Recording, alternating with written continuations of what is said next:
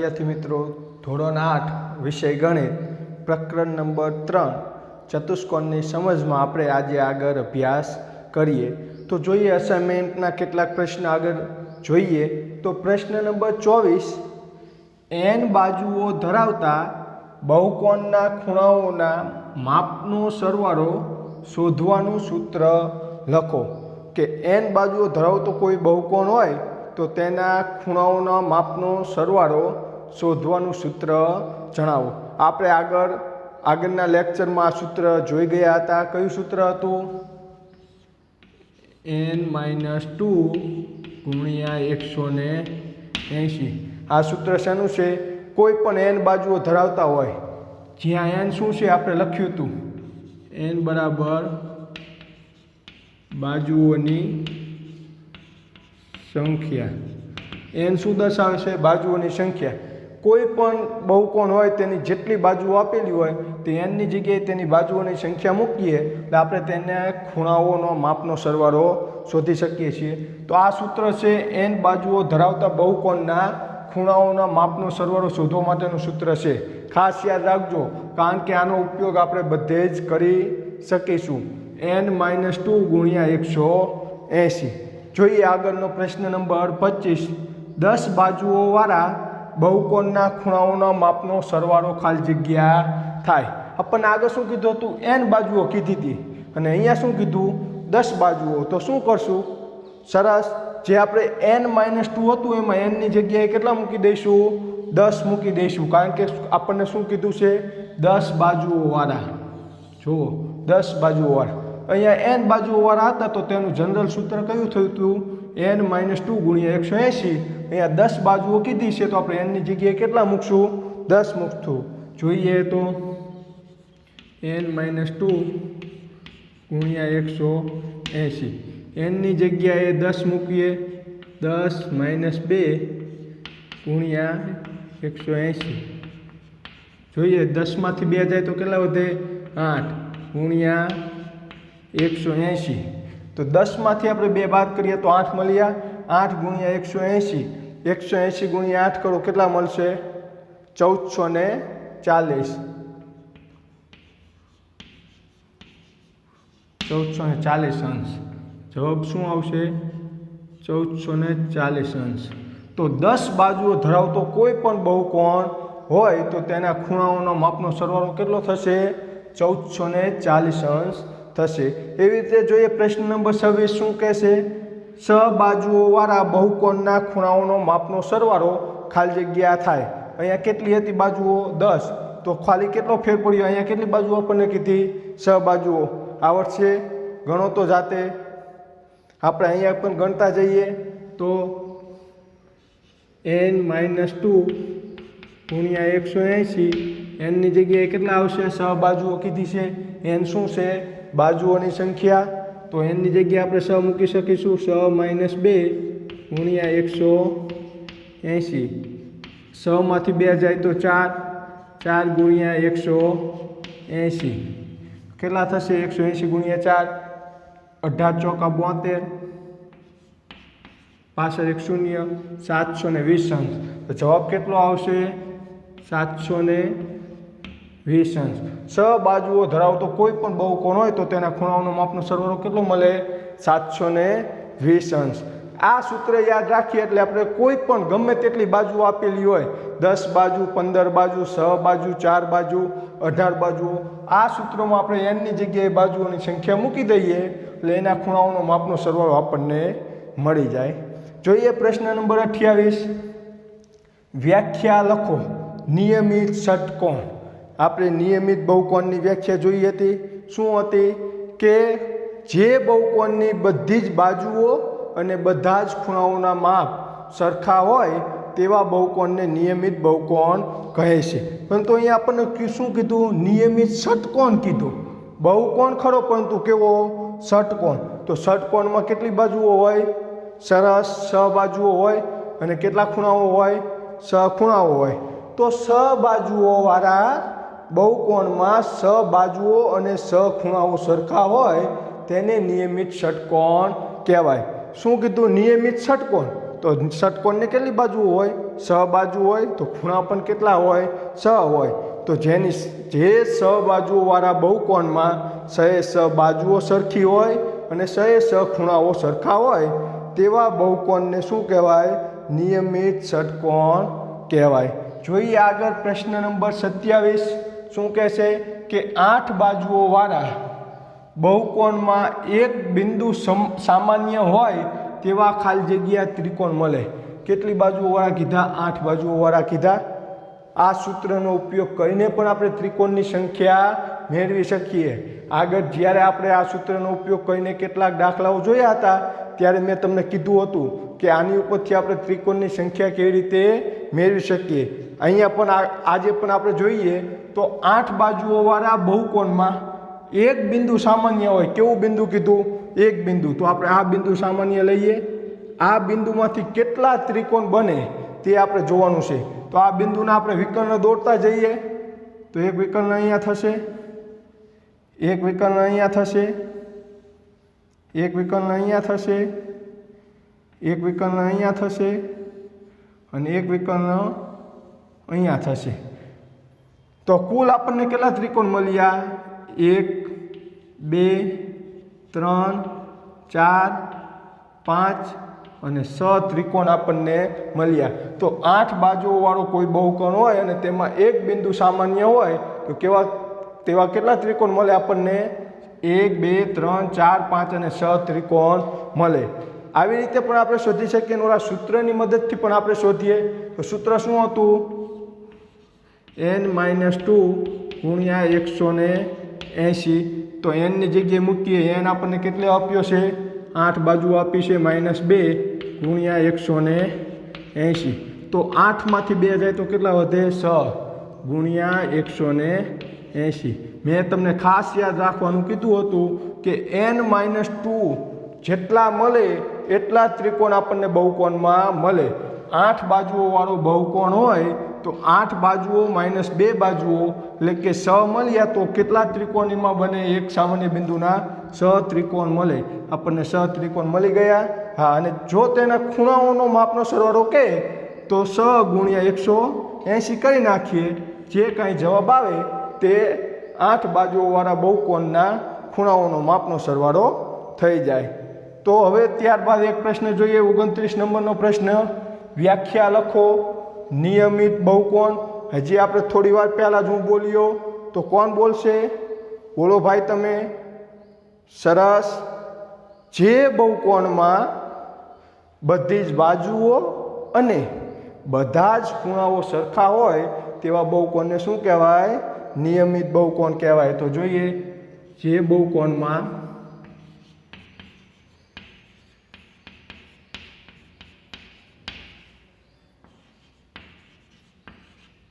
બધી જ બાજુઓ અને બધા જ ખૂણાઓ સરખા હોય તેવા બહુકોણને નિયમિત બહુકોણ કહેવાય. શું કીધું? જે બહુકોણમાં બધી જ બાજુઓ અને બધા જ ખૂણાઓ એટલે કે સમબાજુ અને સમકોણ. સમબાજુ એટલે બધી જ બાજુઓ સરખી અને સમકોણ એટલે બધા જ ખૂણાઓ. બધી જ બાજુઓ અને બધા જ ખૂણાઓ સરખા હોય તેવા બહુકોણને નિયમિત બહુકોણ કહેવાય. હવે આપણે કેટલાક દાખલા જોઈએ. પ્રશ્ન નંબર 30. નીચે આપેલ આકૃતિમાં x નું માપ શોધો. આપણને આકૃતિ 1 અને આકૃતિ 2 આપેલી છે જેમાં x નું માપ આપણે શું કરવાનું છે? શોધવાનું છે. હવે જોઈએ પ્રથમ આકૃતિ નંબર 1. તો ચતુષ્કોણ ABCD આપેલો છે. કેમ ચતુષ્કોણ છે? કારણ કે કેટલી બાજુઓ છે? 4 બાજુઓ છે એટલે ચતુષ્કોણ છે. ABCD ચતુષ્કોણ છે. તેમાં A નું માપખૂણો A, માપખૂણો D અને માપખૂણો C નું માપ આપેલું છે. જ્યારે માપખૂણો B એટલે કે આપણે x નું માપ શોધવાનું છે. તો આપણે આગળ જોઈ ગયા ચતુષ્કોણના 4 ખૂણાઓનો માપનો સરવાળો કેટલો થાય? સરસ, 360. એમ યાદ ન રહે તો આપણી પાસે એક સૂત્ર હતું n-2 ગુણ્યા 180. એનની જગ્યાએ બાજુઓ મૂકો. કેટલી બાજુ? 1 2 3 4 બાજુઓ. 4 બાજુ -2, 4 માં 2 જાય તો 2 ગુણ્યા 180 360. તો ચતુષ્કોણના 4 ખૂણાનો માપનો સરવાળો કેટલો થાય? 360. તો જોઈએ માપખૂણો A પ્લસ માપખૂણો B પ્લસ માપખૂણો C પ્લસ માપખૂણો D. તો માપખૂણો A પ્લસ માપખૂણો B પ્લસ માપખૂણો C પ્લસ માપખૂણો D બરાબર કેટલા થાય? 360. ચતુષ્કોણના 4 ખૂણાનો માપનો સરવાળો કેટલો થાય? 360. માપખૂણો A આપણને આપેલો છે કેટલો? 110 પ્લસ માપખૂણો B આપણને કેટલો આપેલો છે? x પ્લસ માપખૂણો C કેટલો આપેલો? 110. આ 110 છે. 110 પ્લસ માપખૂણો D આપણને કેટલો આપેલો છે? 70 બરાબર 360. જોઈએ આ 110 ને 70 નો સરવાળો કરીએ. x પ્લસ 110 પ્લસ 110 220 પ્લસ 70 એટલે 290 બરાબર 360. હવે જોઈએ તો આપણે એક્સનું માપ શોધવું છે. તો 290 ને આપણે આ બાજુ લઈએ તો એક્સનું માપ મળી જાય. 290 આ બાજુ પ્લસ છે તો આ બાજુ આવે કેવા થઈ જશે? માઇનસ. તો જોઈએ x બરાબર 360 માઇનસ 290. તો x બરાબર 360 માંથી 290 કાઢીએ કેટલા વધે? સરસ 70 વધશે. 70 અંશ. તો એક્સનું માપ આપણને કેટલું મળ્યું? 70. તો આ એક્સ જે છે તે ખૂણાનું માપ કેટલું હશે? 70 અંશ હશે. જોઈએ એવી રીતે આકૃતિ નંબર 2. તો અહીંયા આપણું આ P Q R S ખૂણા આપેલા છે. ચતુષ્કોણ છે P Q R S ચતુષ્કોણ આપેલો છે. 4 બાજુઓ છે. 4 બાજુઓના ખૂણાનો માપનો સરવાળો કેટલો થાય? 360 થાય. તો આવી રીતે જોતા જઈએ. માપખૂણો P પ્લસ માપખૂણો Q પ્લસ માપખૂણો R પ્લસ માપખૂણો S બરાબર કેટલા થશે? 360 થશે. કારણ કે ચતુષ્કોણ છે 4 ખૂણાનો માપનો સરવાળો કેટલો થાય? 360. જોઈએ માપખૂણા P નું માપ આપણને આપેલું છે કેટલું? 80 અંશ. પ્લસ જોઈએ માપખૂણા Q નું માપ આપેલું છે કેટલું? 50 અંશ. બસ જો માપખૂણા R નું માપ આપણને આપેલું છે નથી આપેલું છે. કારણ કે આપણે આગળ જોઈ ગયા કે જ્યારે પણ આવી આકૃતિમાં આવું નિશાન દર્શાવવામાં આવે ત્યારે તે શું દર્શાવે છે? કે આ ખૂણો કેવો છે? કાટખૂણો છે. અને કાટખૂણાનું માપ હંમેશા કેવું હોય? 90 અંશ હોય. આપણને અહીંયા લખીને નથી આપેલું 90 અંશ, પરંતુ આપણને આકૃતિમાં સંકેત આપેલો છે કે આ ખૂણો કેવો છે? કાટખૂણો છે. તો કાટખૂણો હોય તો તેનું માપ કેટલું હોય? 90 અંશ હોય. તેથી માપખૂણા R નું માપ કેટલું હોય? 90 અંશ. ખાસ યાદ રાખજો 90 અંશ. પ્લસ માપખૂણો S તો x. તો આપણે x તો શું કરવાનો છે? શોધવાનો છે. બરાબર 360 અંશ.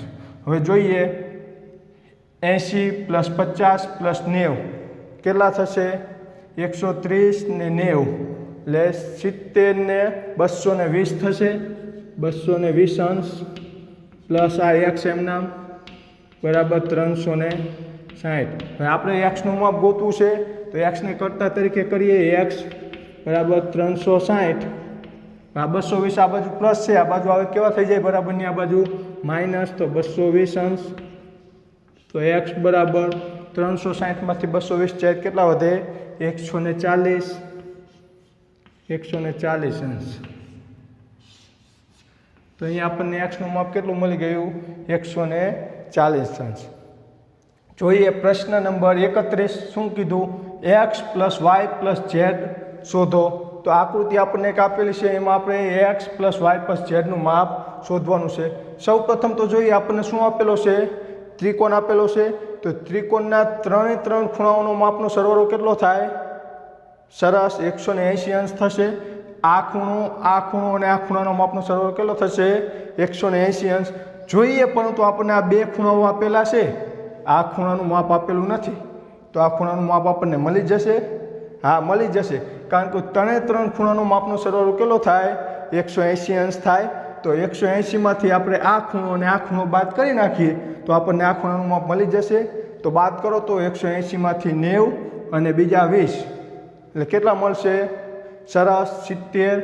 તો આ ખૂણાનું માપ આપણને કેટલું મળી જશે? 70 મળી જશે. ફરી એક વખત સમજાવું, આ ખૂણાનું માપ આપણને 70 શા માટે મળ્યું? કારણ કે ત્રિકોણના ત્રણે ખૂણાઓનું માપનો સરવાળો કેટલો હોય? 180 અંશ. તો આપણને બે ખૂણાઓના માપ આપેલા છે તો ત્રીજા ખૂણાનું માપ મળી જાય?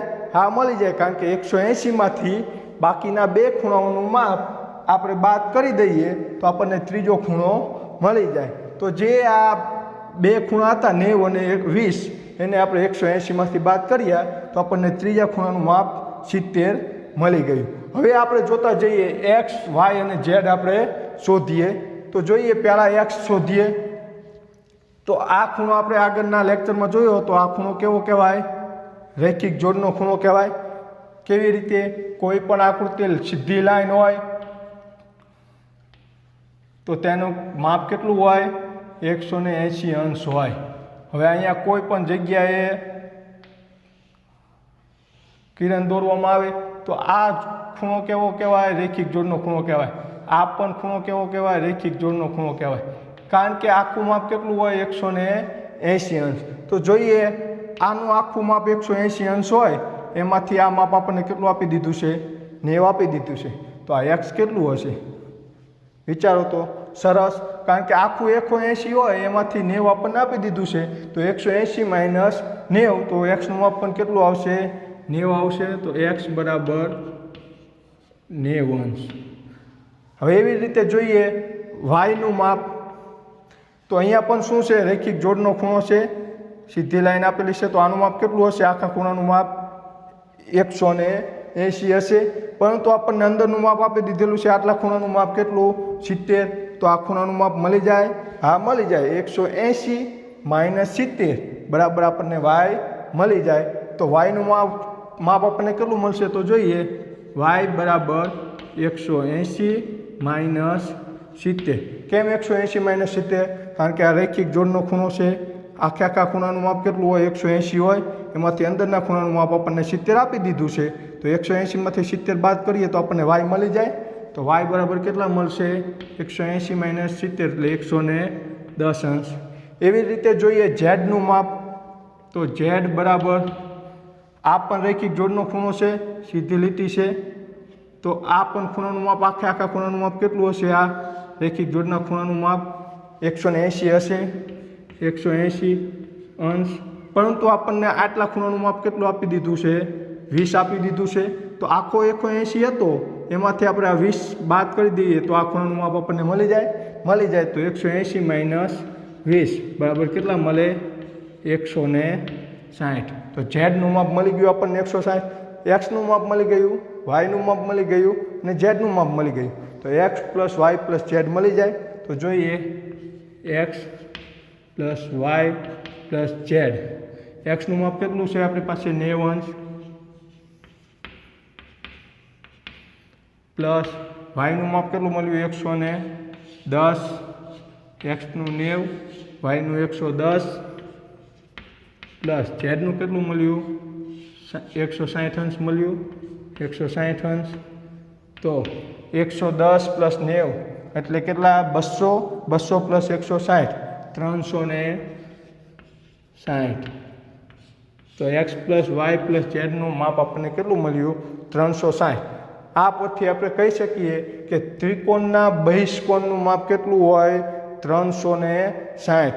બહિષ્કોણ આપણે જે આગળ લેક્ચર આવે ત્યારે બહિષ્કોણ વિશે અભ્યાસ કરીશું. આગળ 6 અને 7 ધોરણમાં આપણે શીખી જ ગયા છીએ કે બહિષ્કોણ કોને કહેવાય. પરંતુ વધુ માહિતી હજી આપણે આગળના લેક્ચરમાં જોઈશું કે બહિષ્કોણ કેને કહેવાય. જે અંદરના ખૂણાઓ છે તેની સિવાય જે બહારના ખૂણાઓ છે તેને તેના બહિષ્કોણ કહેવાય. તો ત્રિકોણના બહિષ્કોણનું માપ કેટલું હોય? 360. હજી આપણે આગળના લેક્ચરમાં જોઈશું. ત્યાર સુધી અત્યારે બસ આટલું જ. અસ્તુ. જય હિન્દ.